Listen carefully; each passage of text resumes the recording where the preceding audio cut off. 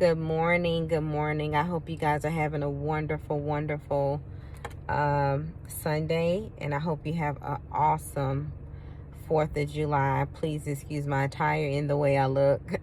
I just wanted to get up and talk about something that was like really heavy on my heart and send some encouragement to people who are experiencing any type of narcissistic abuse or who are recovering from narcissistic abuse, and let you know to continue to keep pushing. Easier said than done. Many people talk about narcissistic personality disorder or narcissism, period, but you don't know it truly until you have lived it. If you've never lived it, then you don't understand the power that these individuals have who experience or who are narcissistic. A lot of times they are so charming and pretend to be so innocent that their smear campaign can become your own family members. And I'll tell you what a smear campaign is.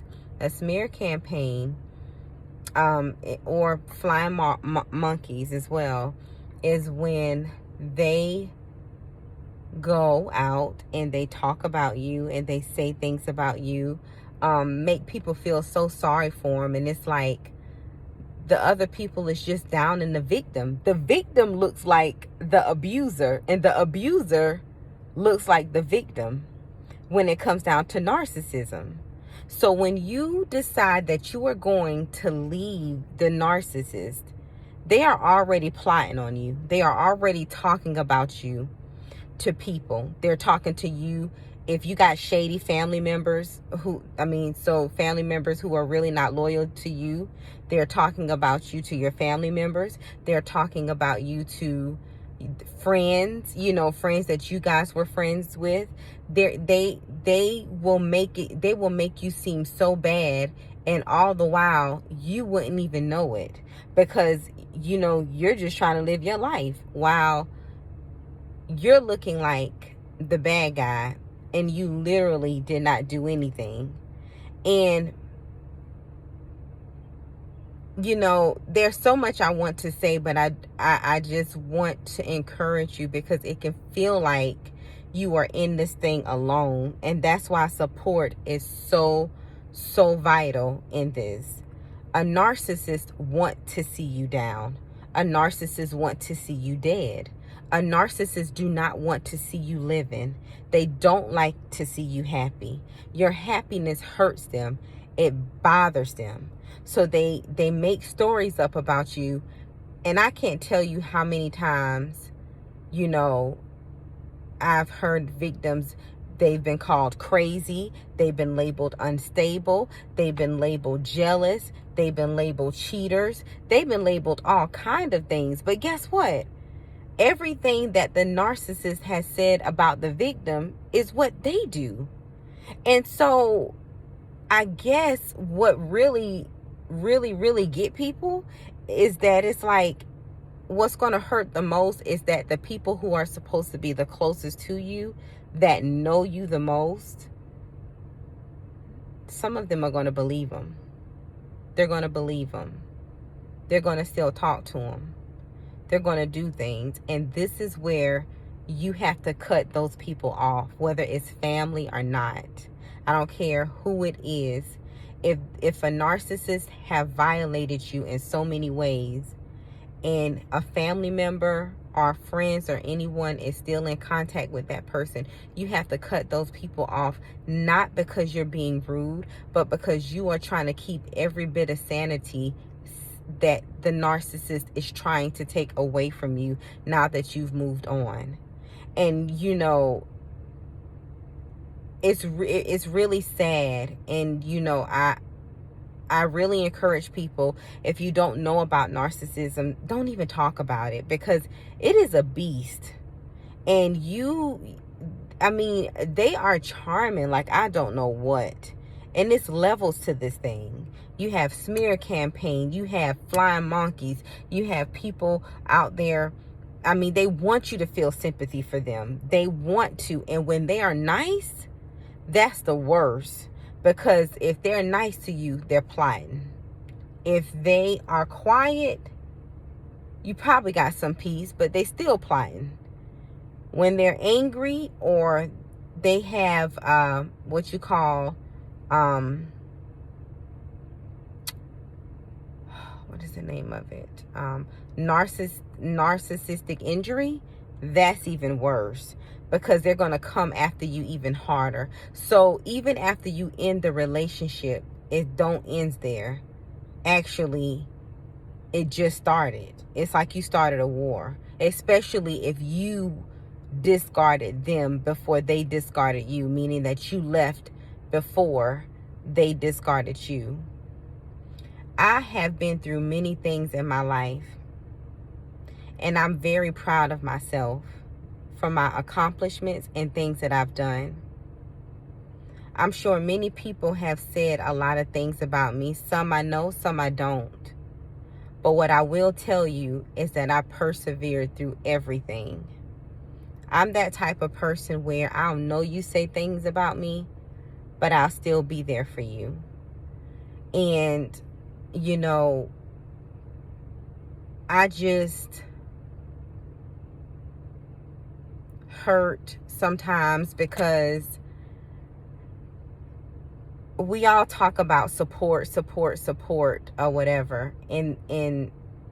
But really, deep down, you don't have much support from people. You really don't. And that's why I stay to myself. Like, I'm a social butterfly, but as I maneuver through this thing called life, and as I get older, I realize that people are selfish. People only do things for their personal gain. And then after they can't use you for nothing, they don't bother with you, you know. Or if you can't do nothing for them, you don't hear from them unless they need something from you. And so, you know, my thing now is I'm working on saying no. But I just wanted to make this video about narcissism and narcissistic abuse, because you're going to lose friends. You're going to lose family members. You're going to be misunderstood. You are going to look like the abuser. You are going to have people talk about you. You are going to be called names. You owe nobody nothing, no explanation or nothing. When they walk in your shoes, then say something. And until then, even if they do walk in your shoes, you still have no right to say nothing about what anybody is going through. You don't have a right to give an opinion about nothing. All you have the right to do is to stay in your lane and shut your mouth, because your situation is no better than the next. And so therefore, because you know that, you got to get you a strong praying group, somebody that's going to pray with you if you are a spiritual person, someone that's going to seriously be there. Be careful, because you are vulnerable in this stage. So you don't want to just, you don't want to keep picking up the same people. Dating might not be okay right now. I mean, starting your healing, because by the time a narcissist get finished with you, it is a lot of things that you have to heal from. And if they continue to keep bothering you, the healing it don't stop there, And so I'm saying this is to get you a strong support group. You are not crazy. You do not have a problem. You don't owe anybody any explanation. It may hurt you, but you cut family members off, friends off, or anybody who just don't get it. I don't understand people in the world right now. I do not like to, I don't have no other word from it, but except for I call it the addict syndrome. And, God bless her soul. But remember when Whitney did that interview and she was like, I don't smoke crack. Crack is whack, or someone who who may smoke weed is like, well, at least I'm not doing heroin. Or someone who is married and they calling their friends, because this happened a lot, they call their friends dumb and stupid. But then you turn around and go, well, if my husband cheat on me, I'm never leaving. Or, well, we're married, so I'm not going to leave. What kind of a dumb analogy is that? You know, it's like, what? It makes no sense. So you keep pushing, because half of the time, the people that are calling you names, the people that are saying things about you, they are the ones who are suffering on the inside. Half of the time, their relationship is so jacked up. But for the world, they want it to look good. For the world, they want to push it out there that they are the ideal couple, which no couple should be your goal. You should want whatever you want for yourself. But what I'm saying is, you don't have to explain yourself to nobody and cut anybody off for your sanity by any means necessary. If they disrespect you, if they cross a boundary with you, meaning if they keep in contact with the person that abused you, cut them off, because that's not love. Cut them off and let them say whatever they want to say. You have to establish a sense of boundaries with yourself and your family and your friends, because they don't understand the power of narcissistic abuse or narcissism. People throw that word around a lot, but until you live it, it's a whole nother thing. And it's no joke to the person who is healing from it. So I hope this video was helpful. I hope you guys continue to have a marvelous Sunday and a marvelous 4th of July. And if you get nothing from it, what I'm telling you is, don't believe those negative thoughts that are coming to your head. Don't believe what people try to tell you, because they're going to try to tell you how to live your life. You're grown and you know what you've been through.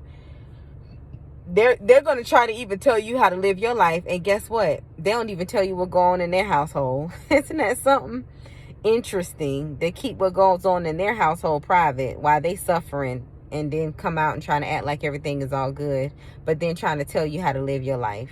Nobody's life is perfect. But I want you to know that there's nothing wrong with you. There's nothing wrong with cutting people off. There's nothing wrong with having nothing to do with anybody who do not respect or support you, especially family. If they don't respect you, leave them alone for your sanity. You got things to do. You have healing to do. But one thing you don't have time for is for somebody else to stab you in your back. And that's how it's going to feel a lot. But it's okay though. You got to keep living. You got a calling on your life, and you build a support group, a good support group, so that around people who have experienced it and been through it, so that they can understand. You can't get on the phone and talk to somebody who don't understand narcissism. And sometimes the person who you get on the phone and try to explain about the narcissist, guess what? They back them up so much because they probably got the same characteristics as the narcissist.